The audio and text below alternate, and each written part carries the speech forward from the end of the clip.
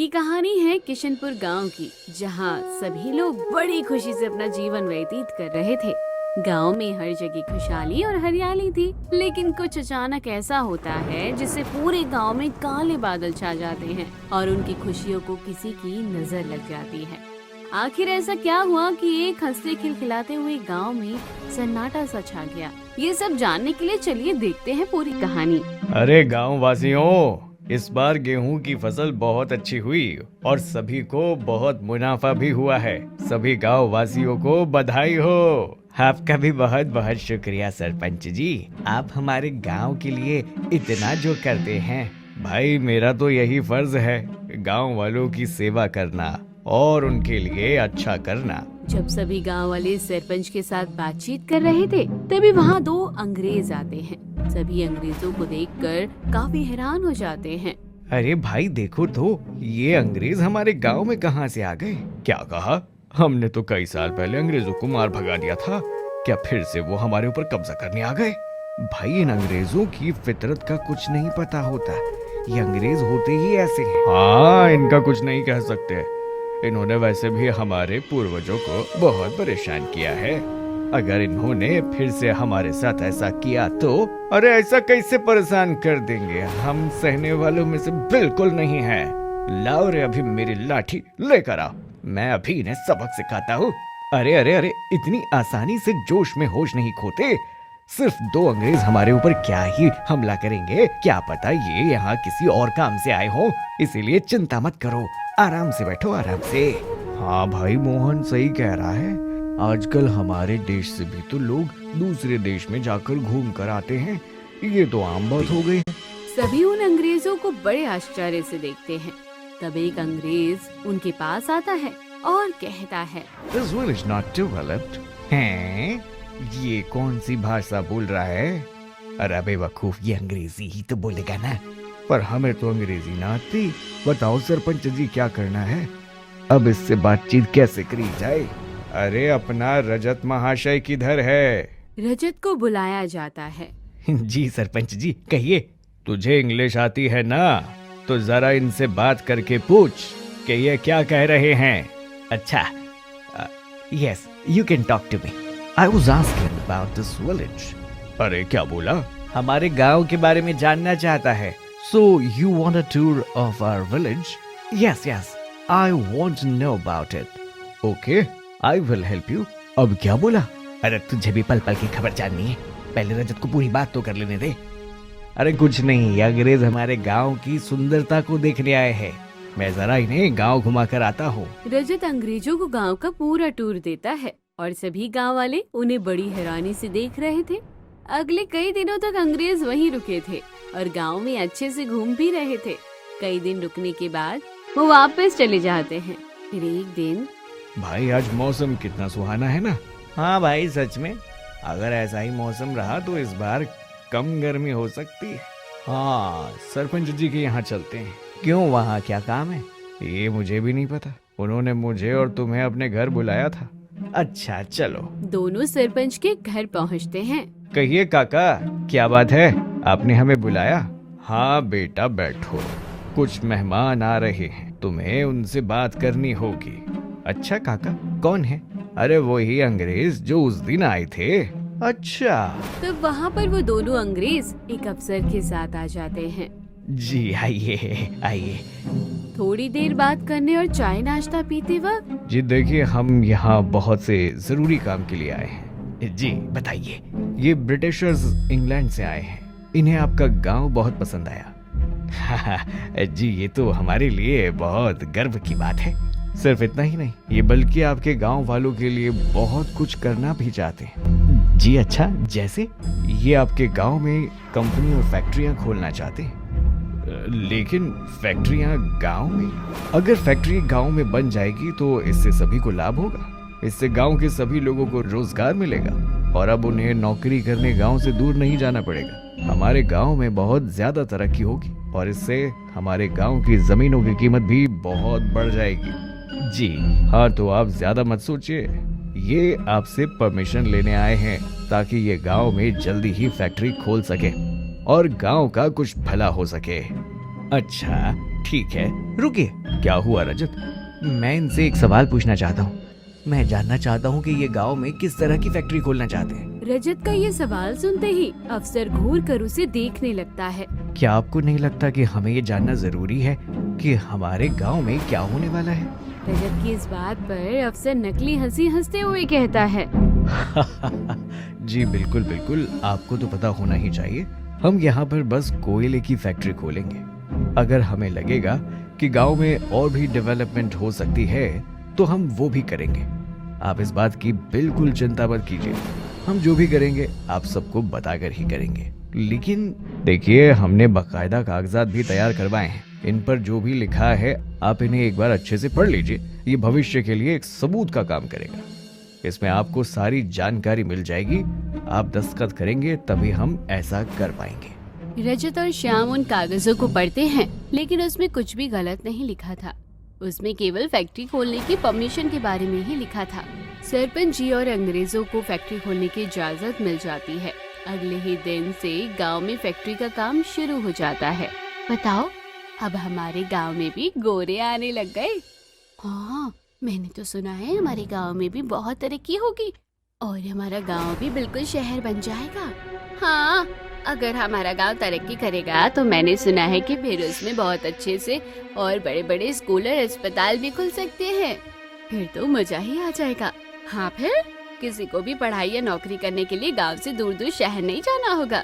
गांव में फैक्ट्री खुलने के नाम से सभी गांव वाले बहुत खुश थे। अब गांव में पानी की भी समस्या खत्म हो गई थी। ये अंग्रेज तो बहुत अच्छे हैं। लेकिन तुम ही बोल रहे थे ना, अंग्रेज हमारे ऊपर हमला करने आए। अरे वो तो मैं ऐसे ही हो गया था। हाँ, तभी तो सभी ने मारने के लिए लाठी मंगा रहे थे। हाँ, लेकिन इनका भला हो भैया, जिनकी वजह से हमारे गांव का उद्धार हो जाएगा। हाँ भाई। समय गुजर रहा था और समय के साथ साथ गांव में फैक्ट्रियां बनकर भी लगभग तैयार हो चुकी थी। इस बात से सभी गांव वाले बहुत खुश थे और उस दिन गांव में फैक्ट्री का उद्घाटन हो रहा था। मैं सभी गांव वालों को बधाई देना चाहता हूँ कि हम पिछले कई महीनों से जिस काम में लगे हुए थे, आखिर वो काम आज पूरा हो ही गया। इसी काम की बदौलत गांव में पानी आ गया और लोगों को ज्यादा से ज्यादा रोजगार भी मिल रहा है।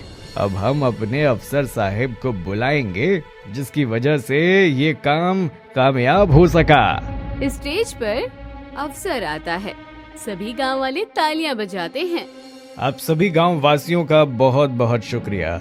आपने हमें इतना सुनहरा मौका दिया। हम पर विश्वास करके आपने ये साबित कर दिया है कि हम सब अलग नहीं हैं। हमारा विश्वास कीजिए, यहाँ जो कुछ भी हुआ है इससे सबका भला होगा। ये हमारा गांव आखिरकार आगे बढ़ ही रहा है। हाँ, ये रिबन कट करके उद्घाटन समाप्त हो जाता है। अगले ही दिन से फैक्ट्री भी चालू हो जाती है और वहाँ पर वो फैक्ट्री कोयले की खदान के साथ बनी थी।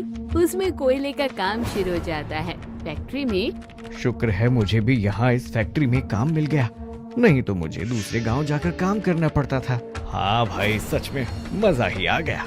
जहाँ एक तरफ गांव वालों को इन सभी चीजों की वजह से सुकून मिल रहा था और वो खुश हो रहे थे, लेकिन वहीं दूसरी तरफ वो इस बात से बिल्कुल अनजान थे कि उन सबकी जिंदगी में एक बहुत बड़ा तूफान आने वाला है।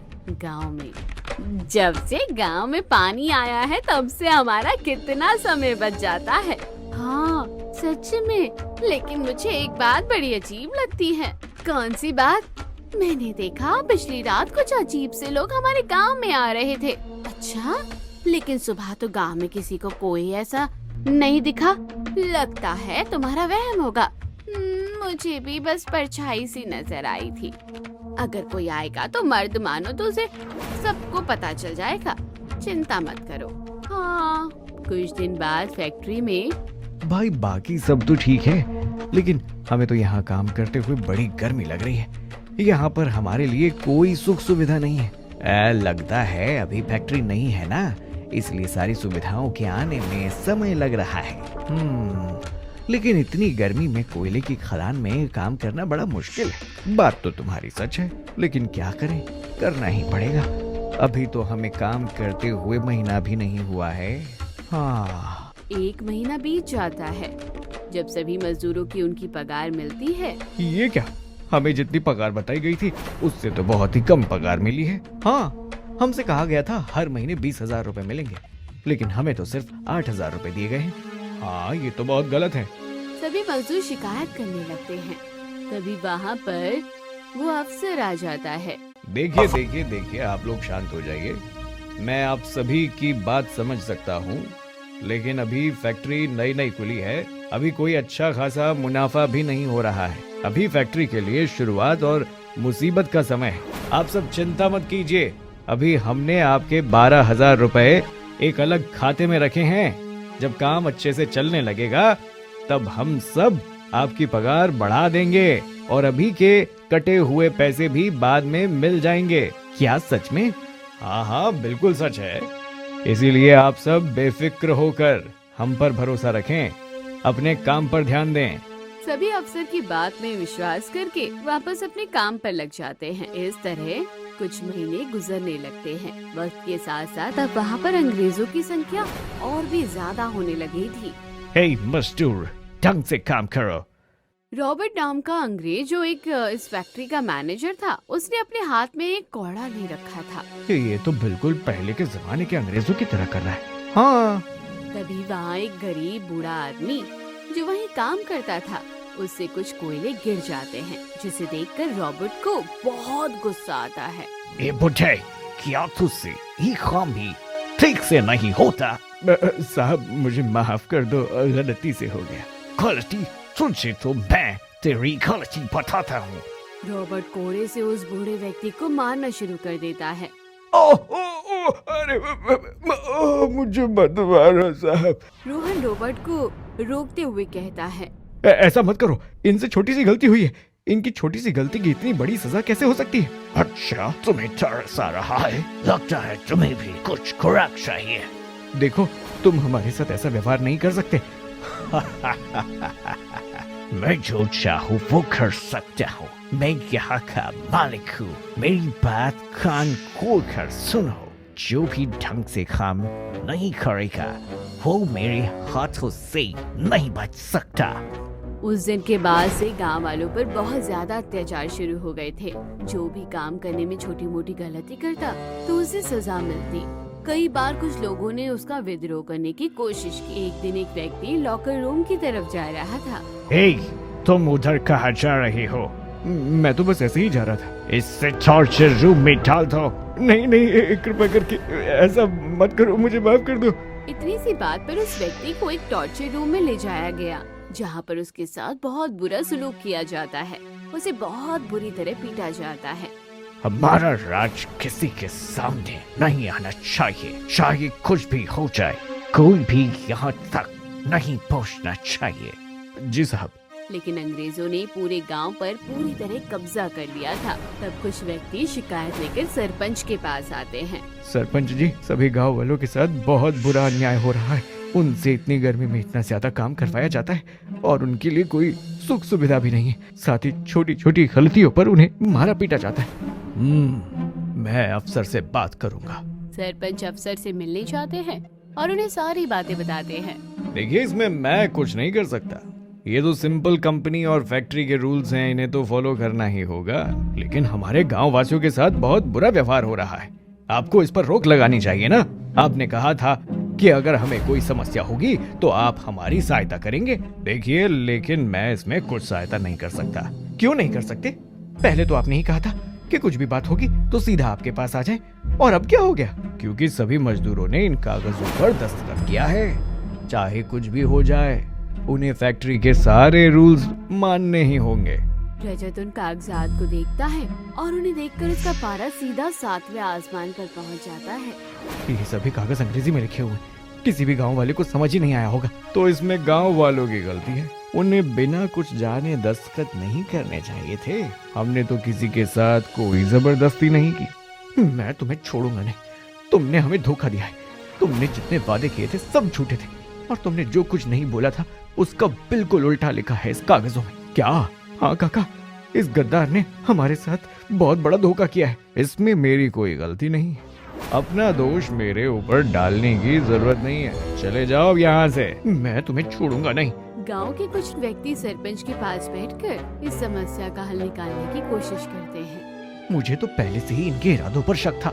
काश मैंने उसी समय अच्छे से जांच पड़ताल कर ली होती तो आज हमें ये दिन नहीं देखना पड़ता। फिलहाल तो सभी गांव वाले उनके अत्याचारों से बहुत परेशान हैं। हम उन पर कानूनी कार्यवाही भी नहीं कर सकते क्योंकि कोई भी गांव वाला उनके खिलाफ आवाज नहीं उठाना चाहता, क्योंकि उन्हें लगता है कि अभी यही उनके लिए बहुत कुछ करेंगे। इन्होंने गांव वालों को बहुत से झूठे सपने दिखाए हैं और उन्हें लगता है कि सरकार ने इतना कुछ नहीं किया जितना इन्होंने किया है। और गांव वालों को इनसे डर भी लगता है। अगर ऐसे ही चलता रहा तो हम क्या करेंगे? एक रास्ता है। क्या? अगर हम धोखे से उनके खिलाफ कोई सबूत इकट्ठा कर ले तो कुछ हो सकता है, लेकिन हम ऐसा कैसे करेंगे? अंदर के कुछ व्यक्ति हैं जो हमारी मदद कर सकते हैं। रजत और श्याम अपने काम में जुट जाते हैं। तुम्हें हमारा साथ देना होगा, लेकिन मैं ऐसा नहीं कर सकता। देखो, हमारे लिए हमारे गांव वासियों का सही सलामत रहना बहुत जरूरी है। तुम्हें अंदर की सारी बातें सामने लानी होगी, लेकिन मुझे पूरा यकीन है तुम ये काम अच्छे से कर पाओगे। इतना कहकर रजत और श्याम वहाँ से चले जाते हैं। तुम्हें क्या लगता है वो ये काम कर पाएगा? वो तो अंग्रेजों का खास व्यक्ति है, क्योंकि उन्होंने इसके साथ भी बहुत टॉर्चर किया है, उसे बहुत परेशान किया है, उससे गलत काम करवाए हैं। शुरुआत में तो पवन रजत को ये काम करने के लिए मना कर देता है, लेकिन उसके बाद वो पूरी हिम्मत करके उन अंग्रेजों की हर चीज की वीडियो बना लेता है। उसके बाद वो सारे सबूत इकट्ठा होने के बाद वो सभी पुलिस वालों की मदद से उन अंग्रेजों का लाइसेंस बैन करवा देता है, जिसके बाद उनकी फैक्ट्री भी सील हो जाती है। अगर तुम नहीं होते तो हम गांव वासियों को कभी नहीं बचा पाते। इसमें सारा श्रेय बस आपको ही जाता है। लेकिन वो राज क्या था जो अंग्रेज हमसे छुपा रहे थे? ये कोयले की खदान की आड़ में हीरो का व्यापार कर रहे थे। क्या हमारा गांव इतना संपन्न है? हाँ, उन्हें जमीन के नीचे के कोयले के साथ बहुत ही कीमती हीरे जवाहरात भी मिले, इसीलिए उन्होंने ये सब किया। शुक्र है उनका सारा काला सच सामने आ गया।